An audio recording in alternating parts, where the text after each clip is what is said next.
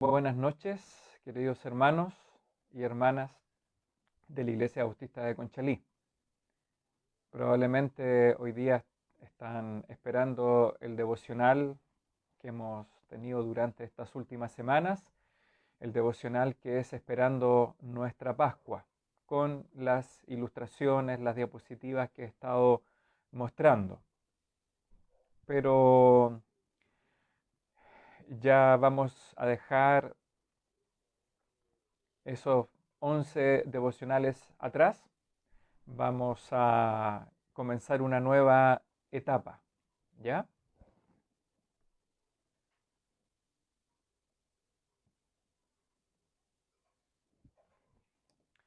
Vamos a comenzar una nueva etapa, ya estamos en esta última semana, que es la semana de la Pascua, la Semana Santa, como se le conoce popularmente.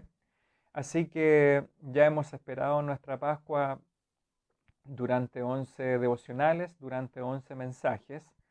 Y hoy día, martes, ya estamos en la última recta, podemos decir,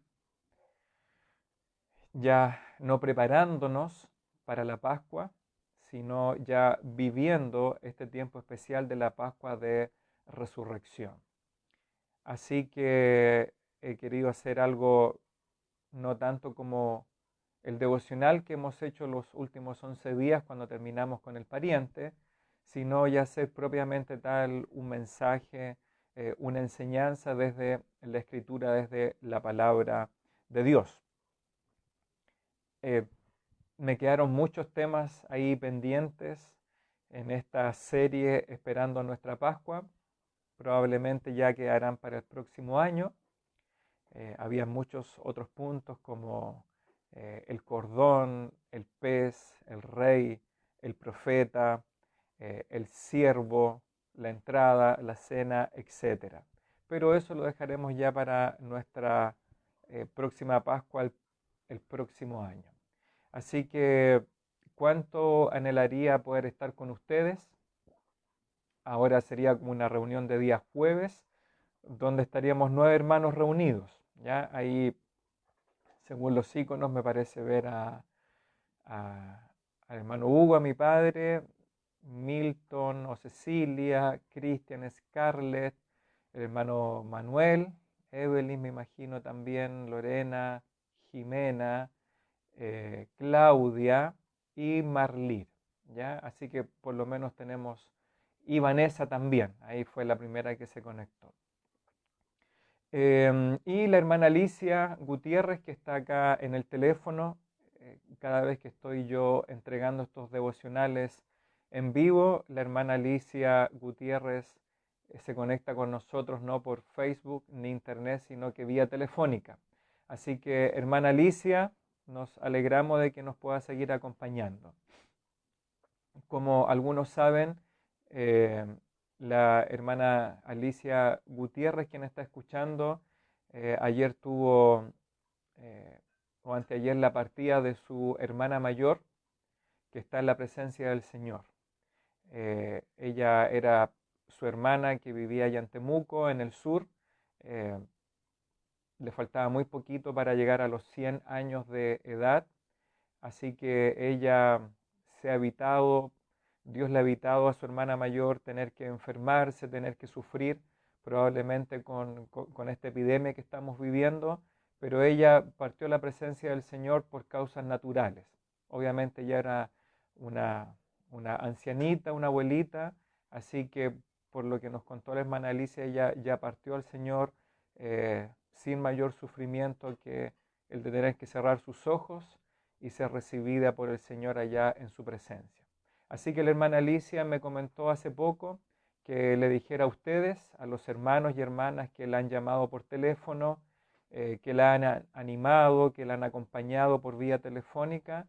La hermana Alicia me dice que les agradece a todos ustedes por preocuparse de ella y que ella sabe que ustedes, nosotros somos su familia espiritual y les agradece. Cuánto quisiéramos estar ahí con nuestra hermana Alicia, poder estar con ella, conversando, acompañándola en el sofá, en su comedor, en su living, pero eso quedará para el regreso de estos tiempos difíciles de crisis de salud. Así que hay que estar orando por nuestra hermana Alicia Gutiérrez para que el Señor la consuele y la ayude en estos tiempos difíciles después de la partida de su hermana mayor allá en Temuco, allá en el sur. Esperando nuestra Pascua es esta serie de devocionales, de mensajes, de estudios que nos ha permitido prepararnos para recibir esta fiesta. Esta es efectivamente la verdadera fiesta del mundo cristiano, la Pascua de Resurrección. Hay mucha discusión cuando viene diciembre, especialmente en algunos círculos evangélicos, si la Navidad en diciembre es una fiesta que hay que celebrar, si no se celebra. Y ahí hay mucha discusión al respecto, que en algún momento yo se las he explicado. Pero si no hay ninguna duda, si hay una fiesta que es indiscutiblemente cristiana, bíblica, es la Pascua de Resurrección, como preferimos llamarles nosotros los evangélicos, más que una Semana Santa, porque no existen días santos, días especiales o días apartados. El único día especial y apartado para el Señor es el día del Señor, que es el día domingo, el primer día de la semana. Probablemente otro día les puedo contar un poco la historia sobre cómo comienza la iglesia a celebrar la Pascua, pero fue muy temprano en la historia de la iglesia cuando las iglesias, los creyentes primitivos, es decir, del primer y segundo siglo, tuvieron la necesidad de recordar el Evangelio, de celebrar y conmemorar esta fecha importante, este hito que marca la historia de la iglesia y que marca, por supuesto, la historia tuya y la historia mía respecto a la muerte y a la resurrección de Cristo. Lo que hemos venido haciendo durante los días anteriores, que alcanzamos a tener, creo, 11 lecciones o devocionales de Esperando Nuestra Pascua, es hacer un viaje sobre la historia de la redención, es hacer un viaje en 11 etapas de la historia de la esperanza. La historia de la salvación, la historia de la redención del hombre, de la humanidad, del hombre y de la mujer, es un plan divino, es un plan de la Trinidad desde antes de la fundación del mundo. Así que Dios fue construyendo este plan, fue revelando, como decíamos ayer en nuestra clase, Él fue revelando y poniendo hitos durante la historia de la Escritura, la historia de la Iglesia, respecto a cómo Él iba pintando, si ocupamos la ilustración de un pintor, cómo Él, por medio de todos estos hitos, sucesos, eventos históricos en la Biblia, de estos personajes que hemos estado viendo, cómo Dios y la Trinidad fue dando estos pincelazos, estos brochazos, pintando, bosquejando en un principio y después dándole colorido, diferentes matices a esta historia de la esperanza, a esta historia de la redención humana. Y es en esta fecha que recordamos, la fecha histórica ahí al final de los evangelios, es en la muerte del Señor Jesucristo, es en su resurrección cuando la pintura, este arte maestro de la historia de la redención, la historia de la salvación o la historia de la esperanza, como algunos la han llamado, es que se termina de pintar por el Divino Maestro. Así que lo que hicimos durante los 11 días anteriores fue ir descubriendo o siguiendo estos brochazos, estos pincelazos de cómo Dios fue dibujando, bosquejando, dibujando y pintando esta historia de la salvación nuestra.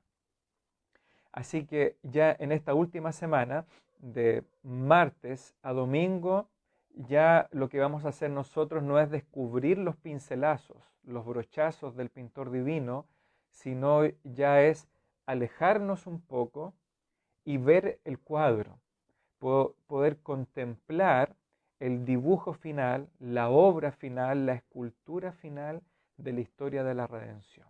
Así que ya ahora no nos estamos preparando, sino que ahora estamos contemplando el cuadro final, el dibujo final, la pintura final de nuestra salvación para la gloria de Dios.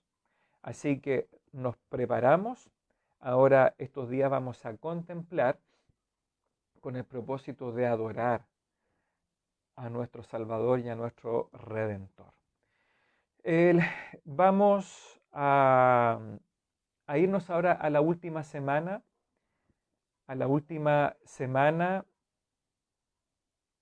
de la vida terrenal del Señor Jesucristo.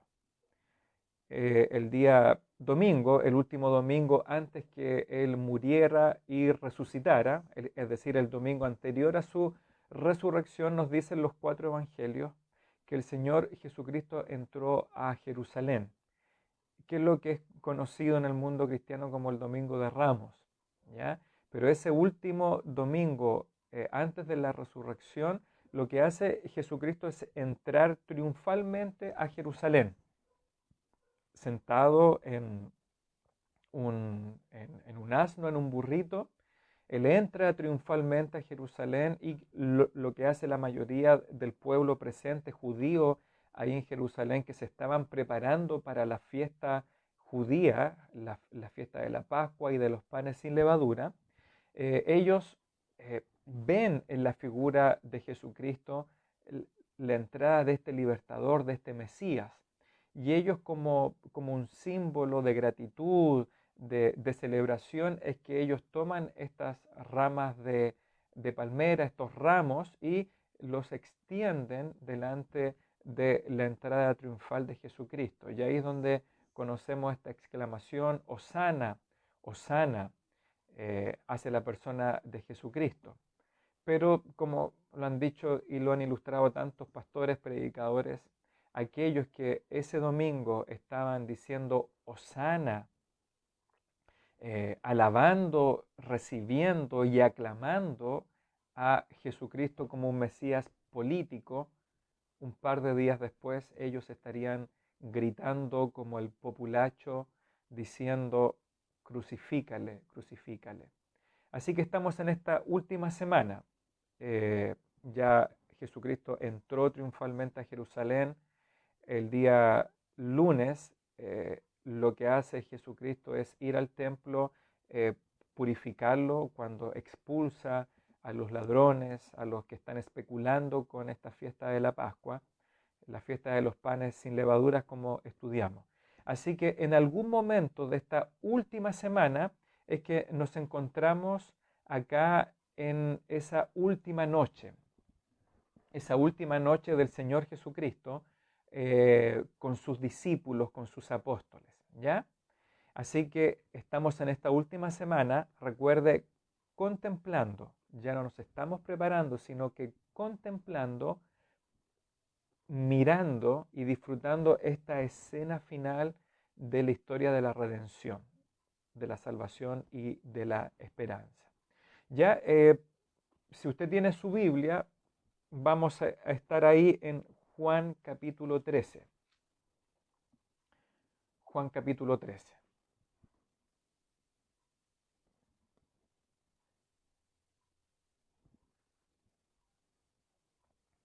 Les invito, por favor, si tienen su Biblia, Juan capítulo 13.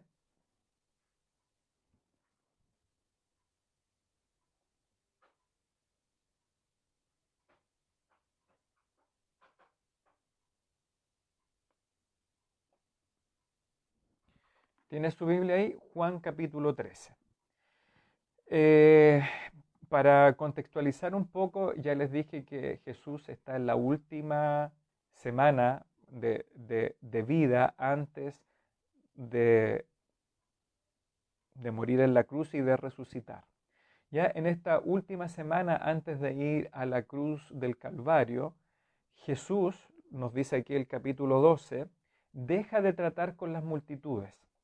Hasta esa última semana el Maestro Jesucristo estuvo tratando con las multitudes, con las personas, con la muchedumbre. Así que en esta última semana Jesús deja de tratar con las multitudes y deja de dirigirse a la gente en general.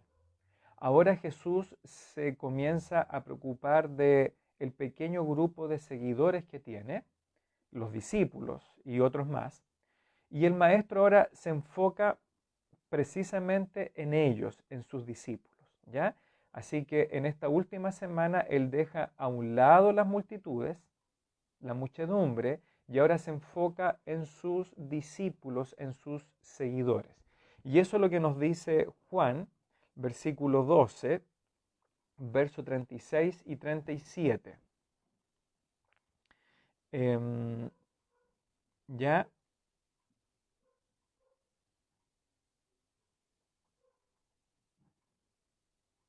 estoy viendo aquí el versículo. Sí, aquí desde el versículo 27 hasta el 43 estamos viendo cómo él se dirige a la multitud y ahora se enfoca en sus discípulos, ¿ya? Y así leo la mitad del 36. Ahí estaba mi duda porque en nuestras Biblias está cortado justo en la mitad del versículo. Dice Juan 12, 36 y medio. Estas cosas, dice, habló Jesús a la multitud y se fue y se ocultó de ellos. Es decir, Jesucristo ya se aparta, se oculta de la multitud. Y dice el verso 37, pero a pesar de que había hecho tantas señales delante de ellos, no creían en él. Es decir, las multitudes, a pesar de todo lo que les proclamó, les predicó, la gran mayoría no creía en el Señor Jesucristo. Y es precisamente lo que nos advierte Juan en el capítulo 1. Juan capítulo 1, verso 11 dice, a lo suyo vino, es decir, al pueblo de Israel, a las multitudes, a Jerusalén, a lo suyo vino y los suyos no le recibieron. Así que Juan, cuando escribe en el capítulo 1, lo que está haciendo es bosquejar lo que sucede en todo el Evangelio de Juan, que él vino a los suyos, él vino a su pueblo, a los judíos, pero ellos no le recibieron. Y precisamente así ya va terminando la historia de Cristo, ¿cierto? Pero a pesar de que había hecho tantas señales delante de ellos, no creían en él. Estoy leyendo Juan 12, 37. Pero, dice Juan capítulo 1, más a todos los que le recibieron, a los que creen en su nombre, les dio el poder, la autoridad de ser hechos hijos de Dios. Así que aquellos que creyeron en él, que no fueron pocos, fueron bastantes, aquellos que creyeron en él, obviamente se convirtieron en sus hijos. Y así precisamente lo dice el mismo Juan 2:42. Dice, con todo eso, a pesar de la incredulidad de muchos, aún de los gobernantes, muchos creyeron en él. Es decir, aún entre los fariseos, entre los sacerdotes, creyeron en él.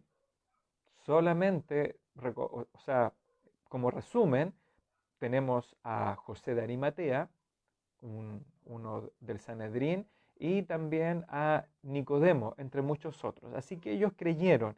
Ya esos que creyeron es que Jesucristo ahora se enfoca. Y ese es el cambio crítico y crucial que encontramos en el capítulo 13 de Juan. El capítulo 13 de Juan. ¿Ya? Capítulo 13 de Juan. Aquí comienza otro tenor. Aquí comienza otro ambiente en el relato del apóstol Juan.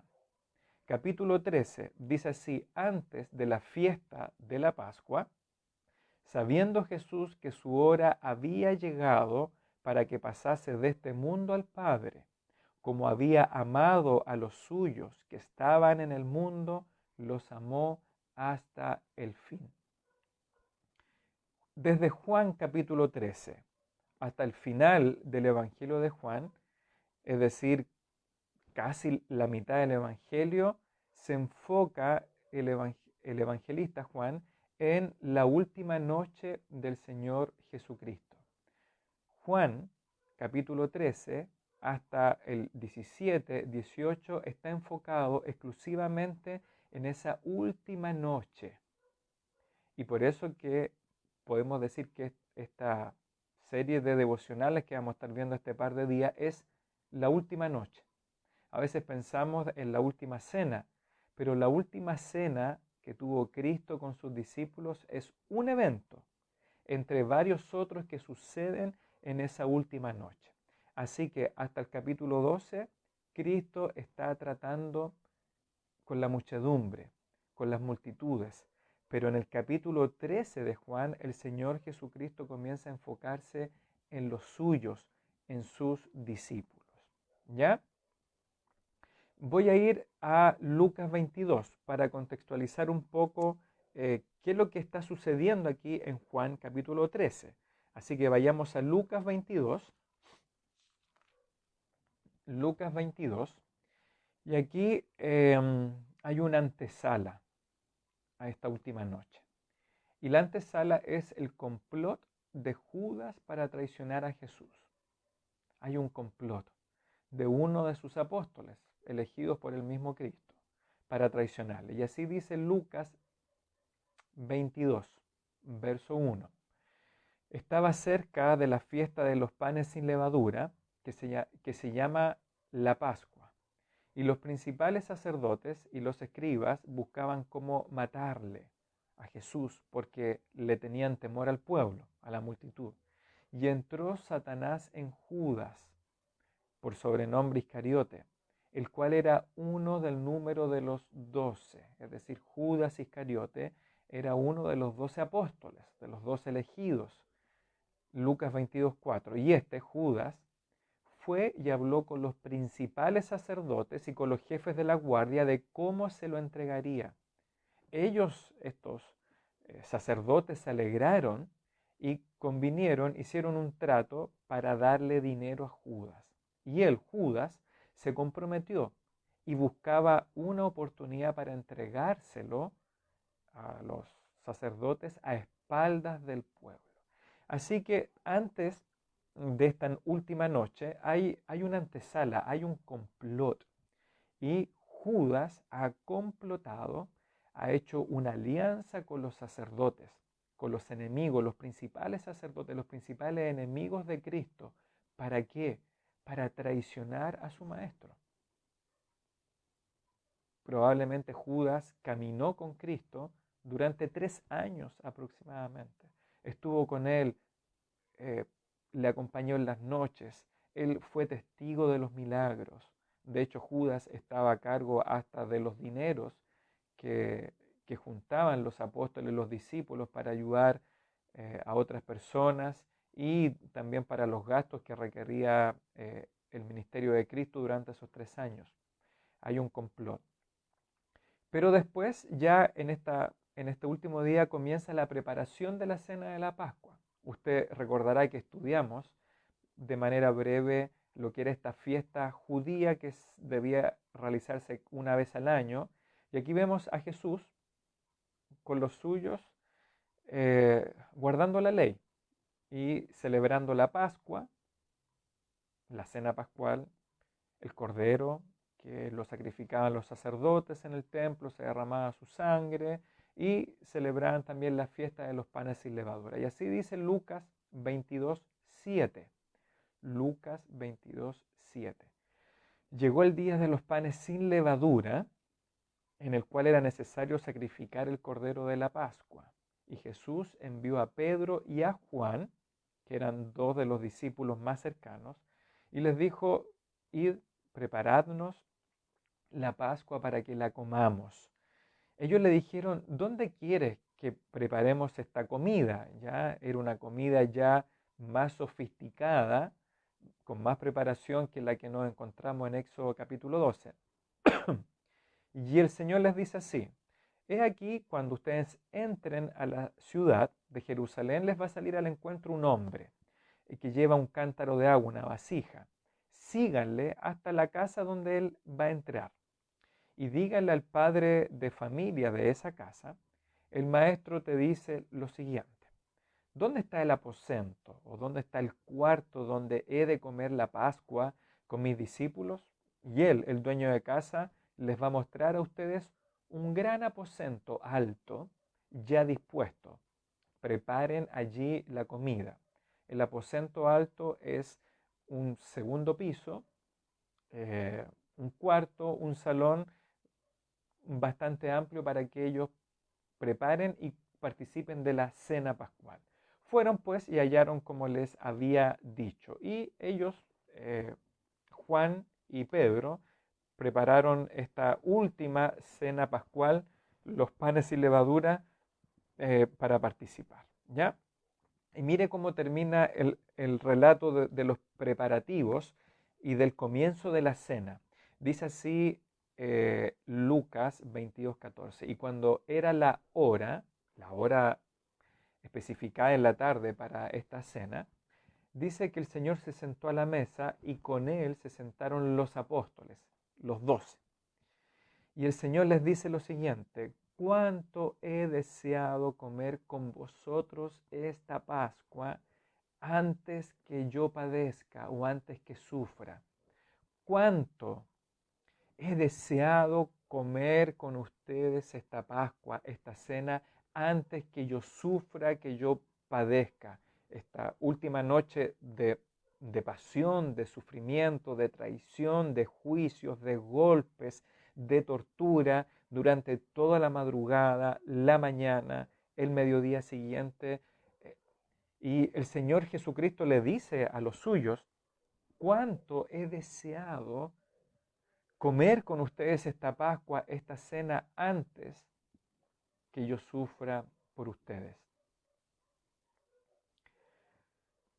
Eh, Tradicionalmente, nosotros como iglesia, el jueves santo, que no es santo, pero el jueves de la Pascua, tradicionalmente nos juntamos los días jueves y en vez de hacer una reunión de oración, lo que hacíamos hasta el año pasado era participar de la cena del Señor. Lo recordarán los hermanos que están ahí, ¿no es cierto? Hermano Hugo, que siempre nos ayuda con eso, hermano Cristian Salas.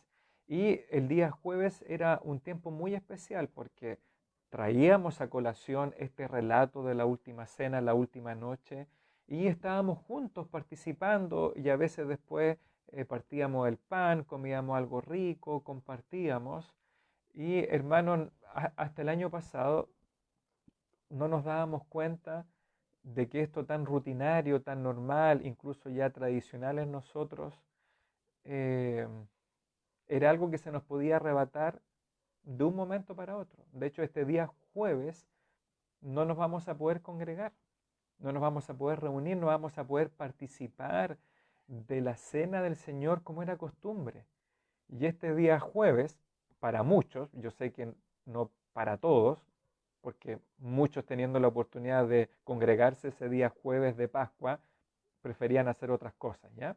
Pero para la mayoría que estábamos ahí, realmente sentimos como propias estas palabras de Jesucristo: cuánto he deseado comer con ustedes esta última Pascua. Y bueno, ese era el sentimiento de Cristo en esa última noche. El deseo del Señor, del Salvador, de comer, de estar a la mesa con los suyos. Ellos no se sentaban en una mesa, ya ellos comían recostados sobre un costado, así como lo hacían los romanos y los antiguos, ya, y ellos tenían ahí su, su plato con una sopa especial que se preparaba para la cena pascual, en una especie de caldo, tenían sus panes sin levadura, tenían hierbas o ensalada, tenían varias copas, o en la cena ellos compartían varias veces la copa del fruto de la uva, el mismo cordero, la carne. Entonces Cristo anhelaba y quería partir ese pan con ellos y compartir la copa, porque esa cena era especial, esa cena era la última con sus amigos, con sus discípulos, pero además esa última cena, esa última noche Él iba a instituir una de las dos ordenanzas para la iglesia futura, la iglesia que comenzaría en el día de Pentecostés, que es la cena del Señor. Y hermanos, cuánto siento, y yo sé que el hermano Hugo que está ahí escuchando, cuánto los dos como pastores, como ancianos, sentimos no poder partir el pan, repartirlo como lo hacía el hermano Hugo, orar y dar gracias por la copa, por la copita, por el pedazo de pan. Realmente sentimos y lamentamos no poder hacerlo. Y ahora nos damos cuenta que eso no era gratuito, sino que en cualquier momento estas cosas que damos por sentadas, por hechas, por obvias, realmente son un milagro, son un regalo y un privilegio. El congregarnos, el partir el pan y el participar de la cena como iglesia. Eh, que el Señor nos enseñe con esto, ¿cierto? De aquellas cosas que damos por sentado, como la familia, como los alimentos, el trabajo, la salud, realmente no son derechos, realmente ni siquiera los merecemos. Están ahí y los tenemos por gracia y por amor del Señor. Así que bueno, este es el contexto, ¿ya? Este es el contexto de esta última noche, esta es la antesala, ¿ya? Traición, complot, dinero de por medio, dolor de alguna manera, pero también anhelo de Cristo. Cristo se abstrae de todo esto que está sucediendo, de sus enemigos, del traidor, para decir cuánto he deseado comer con ustedes esta Pascua. Así que ahora volvamos a Juan capítulo 13, por favor. Juan capítulo 13.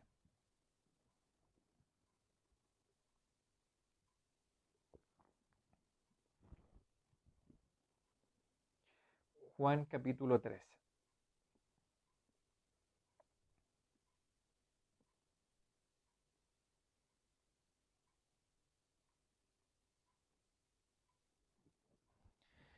Bien, aquí encontramos 6 demostraciones. 6 demostraciones en esta última noche en la escena de la cena pascual.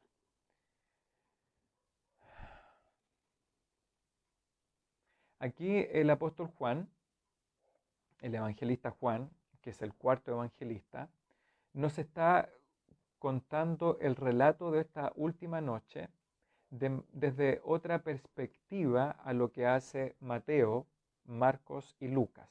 ¿Ya?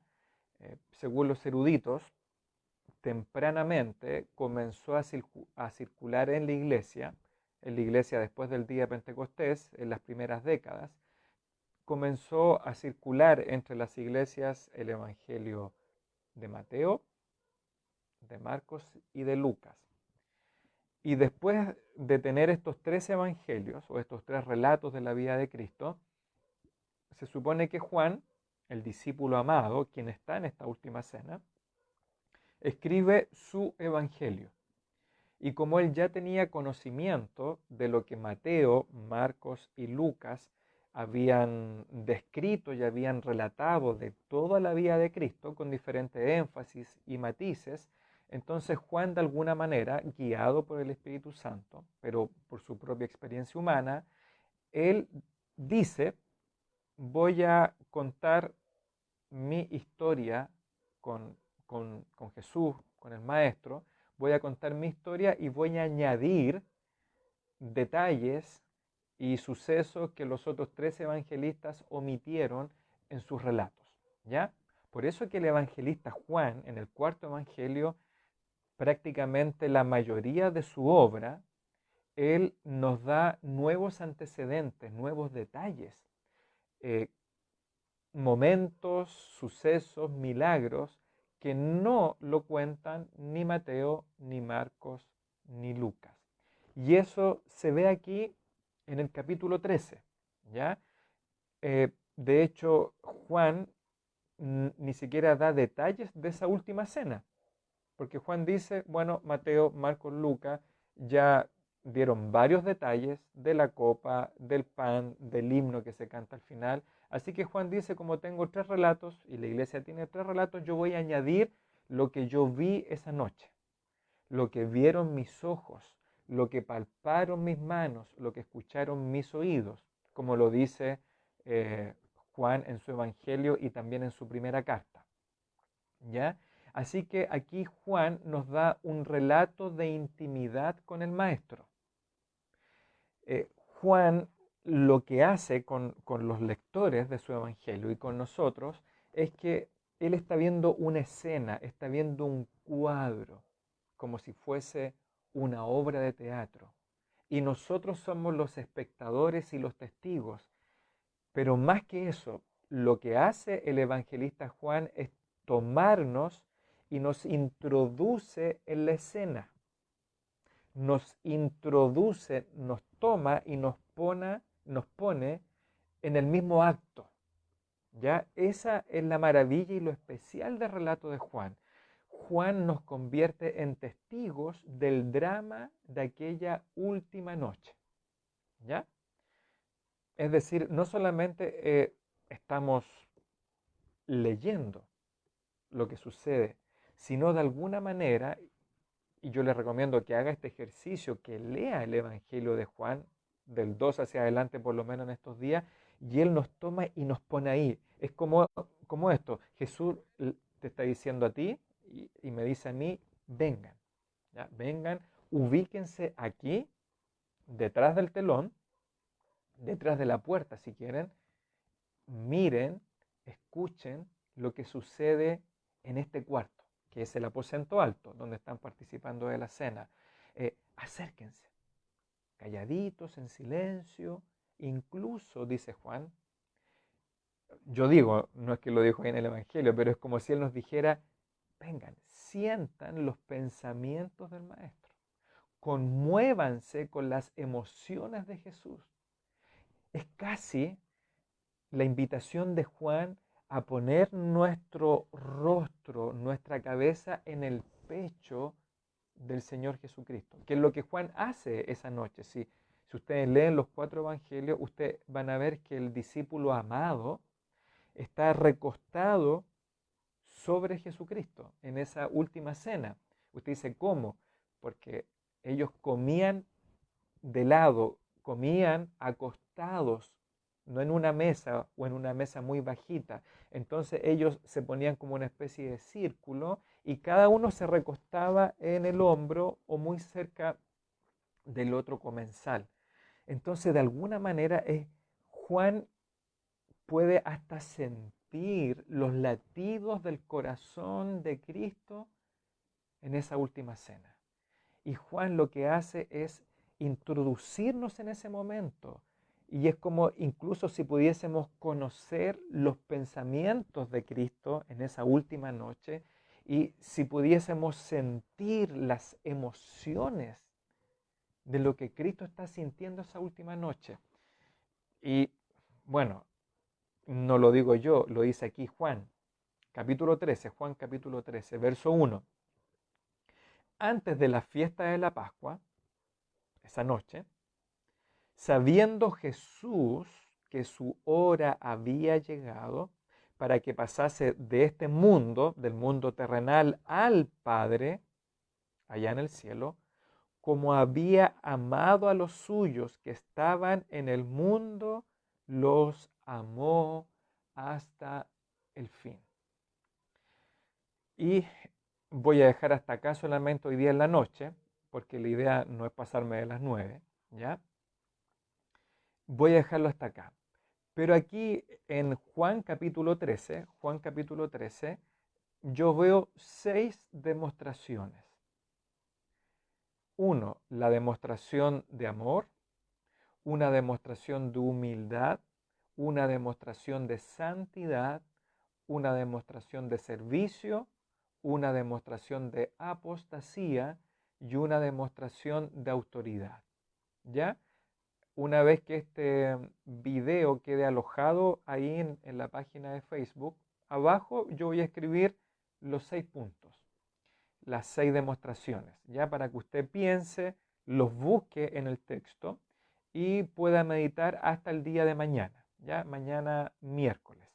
Así que aquí en esta última noche, por lo menos en este capítulo 13, hay 6 demostraciones que podemos contemplar y vivir. Una demostración de amor, una demostración de humildad, una demostración de santidad, una demostración de servicio, una demostración de apostasía que viene por medio de Judas y una demostración de autoridad. ¿Ya? Solamente quiero terminar acá en la demostración de amor. Juan 13:1. Juan 13:1. Antes de la fiesta de la Pascua, sabiendo Jesús que su hora había llegado, es decir, la hora para él de morir, resucitar y ascender a la diestra del Padre, dice en una frase que es digna de Juan, propia del evangelista Juan, el discípulo amado, dice, como había amado a los suyos, a los que le pertenecen, que estaban en el mundo en ese momento en la tierra, dice, los amó hasta el fin. Hay otras versiones en español que dicen que a los suyos que estaban ahí en el mundo los amó hasta lo sumo, los amó sumamente, los amó hasta el fin. Hay que entender que en esa última cena incluso está Judas Iscariote, Judas el traidor. Judas no es de los suyos, lo dice más adelante el mismo capítulo 13. Judas nunca fue de Cristo. Lo siguió, fue parte de los apóstoles, fue parte de sus seguidores, compartió la mesa con él, incluso era de alguna manera el tesorero del grupo apostólico. Sin embargo, Judas nunca fue de los suyos. Pero aún así, como vamos a ver en el relato, Jesucristo lavó sus pies.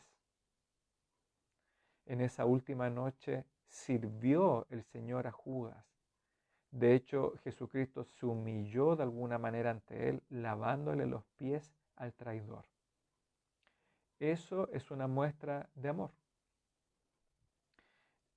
Creo que ayer lo decía en la clase y alguien me hizo una pregunta el fin de semana a propósito de la lectura que tuvimos el domingo en Juan capítulo 14.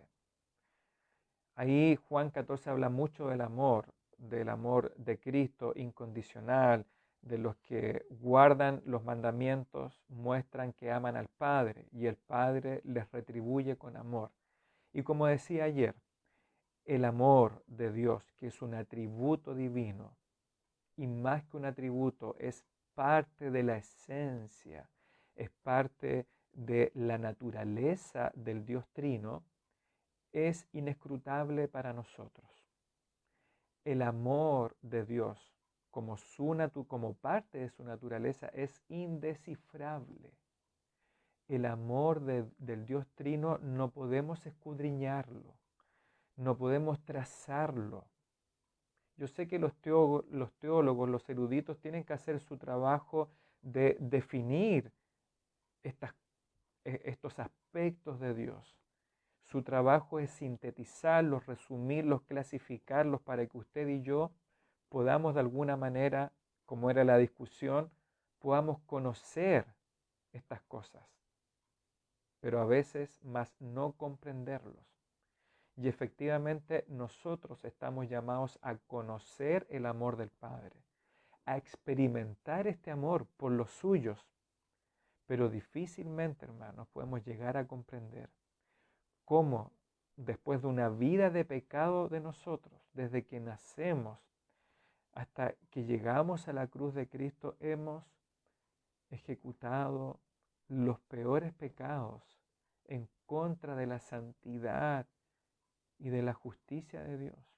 Pero aún así, Él nos ha amado hasta lo sumo y nos amó y nos amará hasta el fin. Pero el fin no está hablando de tiempo, sino de el tipo de calidad de este amor. Y por eso que prefiero la expresión los amó hasta lo sumo o nos amó sumamente. Ahora, como expliqué ayer o expliqué el día domingo, el amor de Dios tiene diferentes facetas. Usted conoce los diamantes. No sé si alguna vez ha tenido alguno en la mano. Yo nunca he tenido un diamante, pero lo he visto. Y los diamantes tienen facetas, tienen diferentes caras, ciertos ángulos donde se refleja la luz, diferentes superficies. Esas son las facetas. Y de una manera muy tosca lo podemos ilustrar así. El amor divino tiene diferentes facetas. Por eso podemos decir que incluso Dios ama a los pecadores, ama a los suyos, a sus hijos, ama incluso a aquellos que están más cercanos a Él, pero son diferentes facetas. De tal manera es el amor la naturaleza de Dios, que incluso cuando nos dice el relato bíblico que Él no se complace de los pecadores, sino que los aborrece en sus pecados, de igual manera Dios los ama. Este es el amor, como algunos dicen, que es la gracia común de Dios, es el amor común. Usted piense en todo el mundo que está alrededor, los habitantes, todos ellos pecadores como lo éramos nosotros, pero aún así Dios les permite a ellos trabajar, les permite comer, les permite disfrutar del amor humano, les permite tener de buenos matrimonios, les permite, no sé, a las mujeres de disfrutar la bendición de ser madres, abuelas, a los hombres les permite tener la retribución de su trabajo, aún siendo pecadores, aún ofendiendo la santidad de Dios, Dios les permite en su amor y en su gracia disfrutar de estos beneficios de su amor aún por los pecadores. Esa es una faceta del amor de Dios. Incluso dice un pastor, un maestro muy conocido, Josías Grausman, de la iglesia del pastor de John MacArthur, él dice, este es el misterio y este es el milagro, que aún Dios, aborreciendo a los pecadores, es capaz de amarlos. Y ese es el misterio, incomprensible para nosotros. Pero aquí, hermanos, está hablando de otra calidad de amor del Padre. Esta es otra faceta. Y obviamente Dios no, no puede amar a los pecadores como ama a los suyos. Este es un amor profundo, el profundo amor del Padre, como dice un himno. Esta es otra faceta del amor. Este es el amor complaciente. Dios puede amar a un pecador, porque Dios es amor. Dios siempre está amando, aun cuando tiene que pasar por alto la vida o la salvación de sus hombres, igual está expresando su amor de diferentes maneras. Pero Dios no se complace en los pecadores. Sin embargo, en los suyos, aquellos que por la fe nos hemos unido a Cristo, nos hemos acercado al Padre por medio de Cristo, en nosotros, el amor de Dios se complace, porque somos sus hijos. Porque Él cuando mira a un hijo de Dios, cuando mira a uno de los suyos, está mirando a Cristo, está mirando al Espíritu Santo en nuestras vidas. Y por eso es un amor complaciente, es un amor en el cual Dios se complace con los suyos. Así que aunque Cristo puede expresar amor servicial, humilde hacia Judas, Cristo no se complace en Judas, pero sí se complace en aquellos como Pedro, como Juan, como Mateo, que aún negándole en esa noche, aún arrancando del pastor como las ovejas, lo dice la profecía, pero Cristo los amó hasta el fin, porque se complació en ellos, porque ellos se apropiaron de Cristo, de su Hijo, por medio de la fe.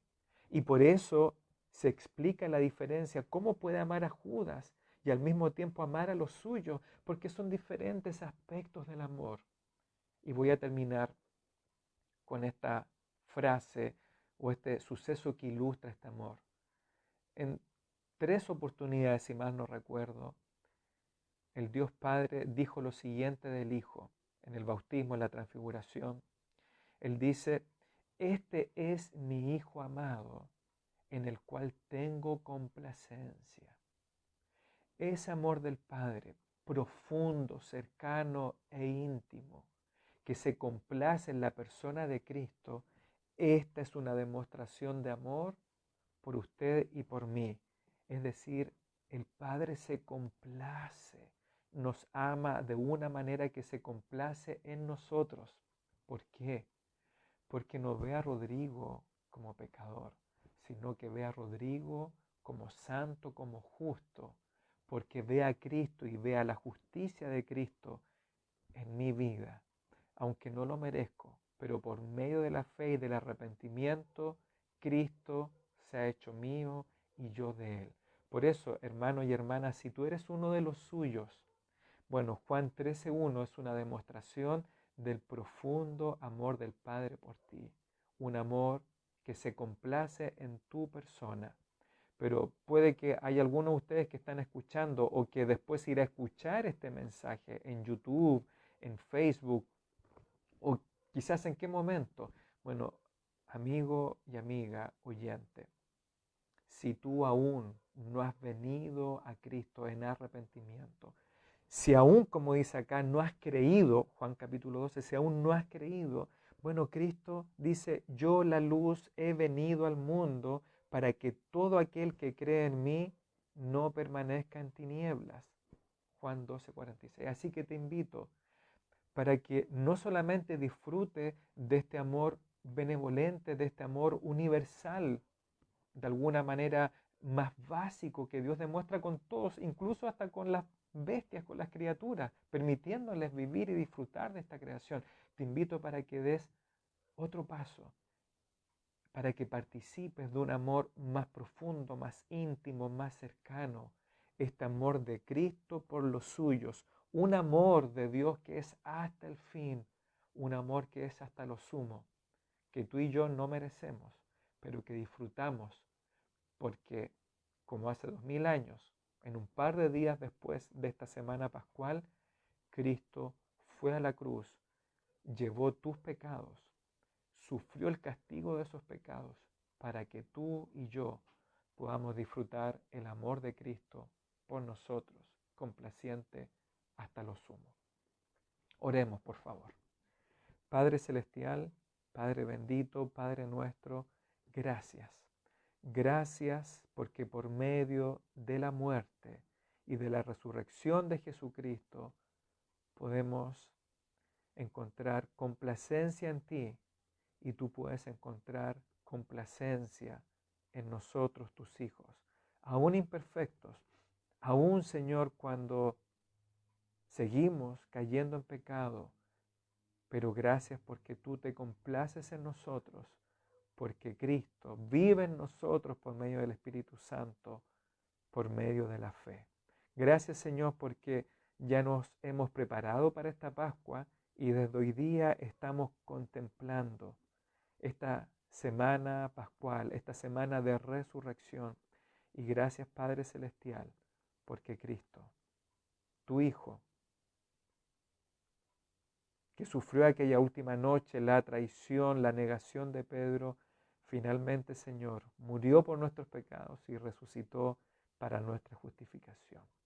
Padre Celestial, también te quiero pedir por la hermana Alicia Gutiérrez, para que ella que ha sufrido la partida, la separación temporal de su hermana mayor, Señor, ella pueda encontrar consuelo y ayuda en el Consolador que es el Espíritu Santo.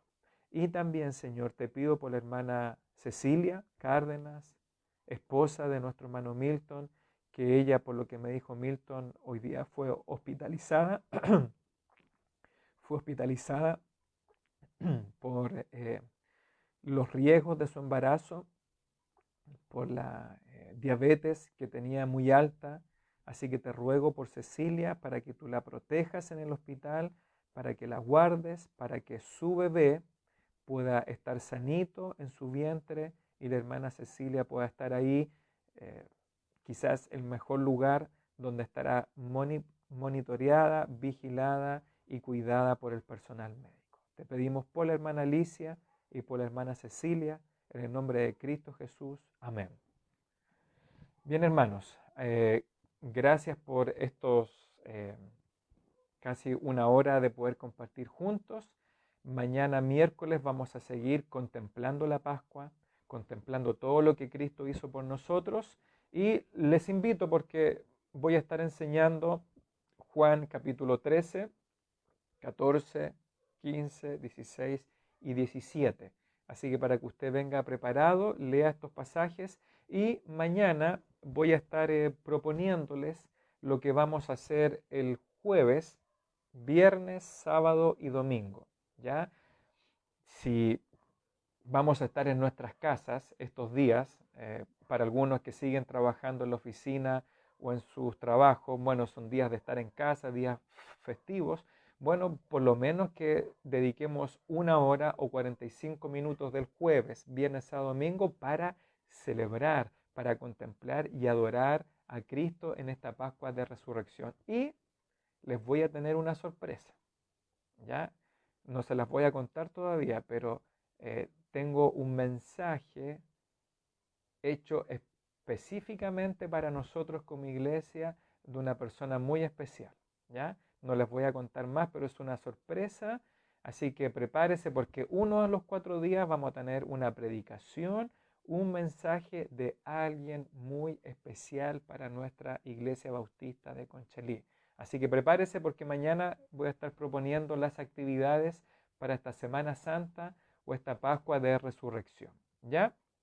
Ahí, bien, a los que están conectados, ya algunos se están desconectando, pero veo ahí a Marlit, a Eliseo, Fabián, Jimena, Franci, Susana Jiménez puede ser, Milton o Cecilia, Lorena, Hugo, Vanessa, Manoriel, Richard, Leiva también, hola Richard, no sé si ya continúa ahí, pero que Dios les bendiga y sigamos orando los unos por los otros, especialmente por la hermana Alicia Gutiérrez y por la hermana Cecilia que está hospitalizada. Ahí Milton, cualquier novedad o Cecilia nos puedes escribir para comentar.